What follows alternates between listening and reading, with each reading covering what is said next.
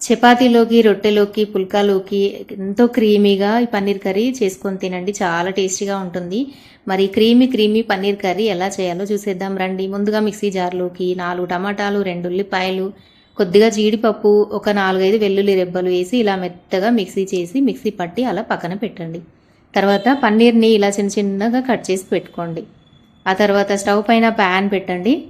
ఇప్పుడు ప్యాన్లోకి ఆయిల్ వేసుకోవాలి. ఇక్కడ పల్లి ఆయిల్ వేస్తున్నా కాబట్టి నేను అరపావు మాత్రమే వేశాను. అందులోకి కొద్దిగా పసుపు, ఉప్పు, కారం వేసి ఒక్కసారంతా బాగా కలిపి ప్యాన్కి ఆయిల్ అంతా స్ప్రెడ్ అయ్యేలాగా ఇలాగా స్ప్రెడ్ చేసి ముందుగా కట్ చేసి పెట్టుకున్న పన్నీర్ ముక్కల్ని వేసుకొని 1-2 నిమిషాలు ఇలా టాస్ చేయండి. కలపకండి, జస్ట్ ఇలాగా వీడియోలో చూపిస్తున్న విధంగా ఇలా ఫ్రై చేసుకుంటే చాలు. 2-3 నిమిషాలు ఇలా ఫ్రై అయిన తర్వాత పన్నీర్ ముక్కల్ని వేరొక ప్లేట్లోకి తీసి పక్కన పెట్టండి.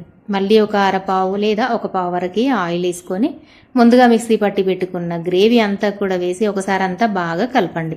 కొద్దిగా నీళ్లు యాడ్ చేసి 2 నిమిషాలు అలా ఉడికిన తర్వాత కొద్దిగా పసుపు, ఉప్పు, తగినంత కారం, అలాగే ధనియా పౌడర్, కొద్దిగా గరం మసాలా వేసుకొని ఒకసారి అంతా బాగా కలుపుకొని 5 నిమిషాల పాటు మూత పెట్టి మీడియం ఫ్లేమ్లో ఉడికించుకోండి. ఇప్పుడు మూత తీసి కొద్దిగా కసూరి మేతి నలిపి వేయండి. ఫ్లేవర్ చాలా చాలా బాగుంటుంది.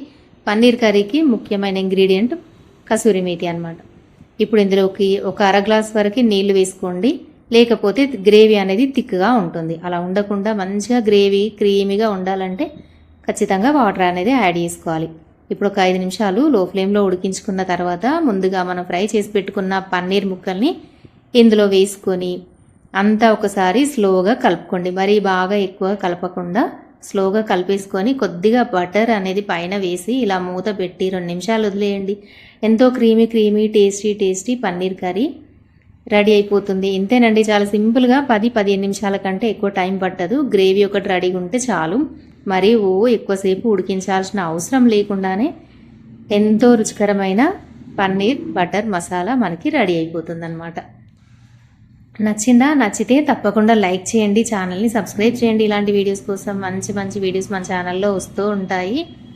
అలాగే ఒకసారి బటర్ అంతా మెల్ట్ అయిన తర్వాత ఒక్కసారి లాస్ట్లో కలపండి, దింపండి. రొట్టెలలోకి, చపాతీలోకి తినేసేయండి. చాలా బాగుంటుంది.